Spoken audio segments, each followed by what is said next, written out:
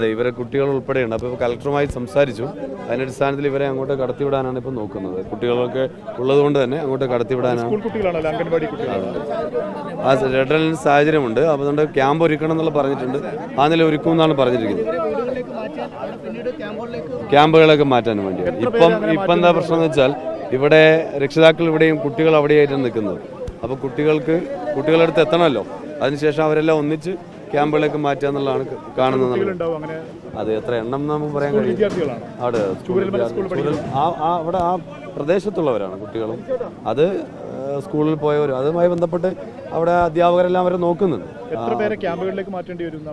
അല്ല, ഈ റെഡ് അലേർട്ടും കൂടെ വരുന്ന സാഹചര്യത്തിൽ സ്വാഭാവികമായിട്ടും കുറച്ച് ആളുകളെ അങ്ങോട്ട് മാറ്റേണ്ടി വരുമല്ലോ. സംവിധാനമാക്കുന്നതാണ് ഇപ്പോൾ കളക്ടർ പറഞ്ഞിട്ടുള്ളത്. അല്ല, അപകടത്തിന്റെ സാഹചര്യവും അതുപോലെ മറ്റു കാര്യങ്ങളുമെല്ലാം അപ്പോൾ പിന്നീട് പറയേണ്ട കാര്യങ്ങളാണ്. എന്താണ് ഇതിൽ സംഭവിച്ചിട്ടുള്ളതെന്ന് സംബന്ധിച്ചൊക്കെ പിന്നീട് പറയേണ്ടത്. ഇപ്പം ഏറ്റവും പ്രധാന രക്ഷാപ്രവർത്തനമാണ്. ആ രക്ഷാപ്രവർത്തനത്തിൻ്റെ ഭാഗമായിട്ടാണ് എല്ലാവരും ഇപ്പം പങ്കുചേരുന്നത്. ഇപ്പോൾ നമ്മൾ റോഡിൻ്റെ ഒരു ഭാഗത്തുള്ള മണ്ണാണ് നീക്കപ്പെട്ടത്.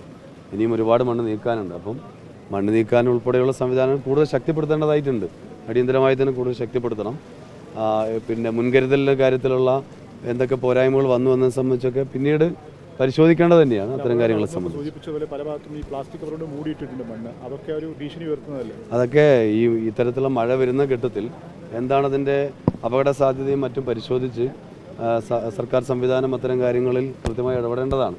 അത് എന്താണ് സംഭവിച്ചതെന്നതിനെ സംബന്ധിച്ച് പിന്നീട് പരിശോധിക്കേണ്ടത്. ഞാൻ പറഞ്ഞല്ലോ, ഇപ്പം രക്ഷാപ്രവർത്തനമാണ് ഏറ്റവും പ്രധാനം. അതുകൊണ്ട് മറ്റു തരത്തിലുള്ള കാര്യങ്ങൾ പറയുന്നതിൽ പ്രസക്തിയില്ല. പകരം ഇവിടെ കുറെ കൂടെ ഈ മണ്ണ് നീക്കാനൊക്കെയുള്ള പ്രവർത്തനം അടിയന്തരമായി നടത്തേണ്ടതായിട്ടുണ്ട് കുറച്ചുകൂടെ. കാരണം ഇപ്പം ഇത്ര സമയമായിട്ടും പാലത്തിൻ്റെ ഒരു ഭാഗത്തുള്ള മണ്ണുകൾ മാത്രമാണ് നീക്കപ്പെട്ടത്. ബാക്കി ഭാഗങ്ങൾ കൂടെ നീക്കേണ്ടതുണ്ട്. അതിൻ്റെ അടിയിൽ മനുഷ്യരുണ്ടോ എന്നുള്ളത് നമുക്ക് അറിയുന്നില്ല.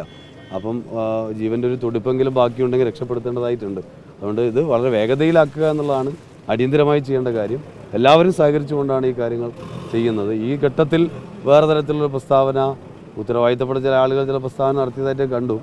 അങ്ങനെ രാഷ്ട്രീയമായി മറുപടി പറയാൻ അറിയാത്തതുകൊണ്ടല്ല. പക്ഷേ ഈ ഘട്ടത്തിൽ അത്തരം രാഷ്ട്രീയ പ്രസ്താവനകൾക്കല്ല പ്രസക്തി. പകരം ജനങ്ങളുടെ ജീവൻ രക്ഷിക്കലും രക്ഷാപ്രവർത്തനമാണ് പ്രസക്തി എന്ന് കണ്ടുകൊണ്ടാണ് ഞങ്ങൾ ആ നിലയിൽ നിലപാട് സ്വീകരിക്കുന്നത്.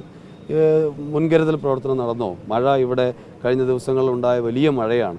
ആ സാഹചര്യത്തിൽ എത്രത്തിൽ പ്രവർത്തനം നടന്നു എന്നതിനെ സംബന്ധിച്ചെല്ലാം പരിശോധിക്കപ്പെടേണ്ടതാണ്. അതെല്ലാം പിന്നീട് പറയേണ്ട കാര്യമാണ്.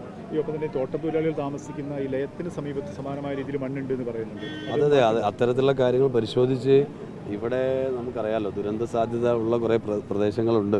അപ്പോൾ അത്തരം പ്രദേശങ്ങളെല്ലാം മുൻകരുതൽ പ്രവർത്തനം സർക്കാർ സംവിധാനത്തിൻ്റെ ഭാഗമായി നടത്തണം. ഞാൻ ഉദ്ദേശിക്കുന്ന ഈ ഭാഗം മാത്രമല്ല, നമ്മുടെ ജില്ലയിലെ പല ഭാഗങ്ങളിലായി ദുരന്ത സാധ്യതയുള്ള മേഖലകളിൽ അടിയന്തരമായി തന്നെ ഇത്തരം കാര്യങ്ങൾ ശ്രദ്ധിക്കണം. മഴ ഇപ്പോൾ കൂടി വരികയാണ്. ഈ സാഹചര്യത്തിൽ സർക്കാർ സംവിധാനം നല്ല നിലയിൽ ശ്രദ്ധിക്കാൻ വേണ്ടി തയ്യാറാകണം.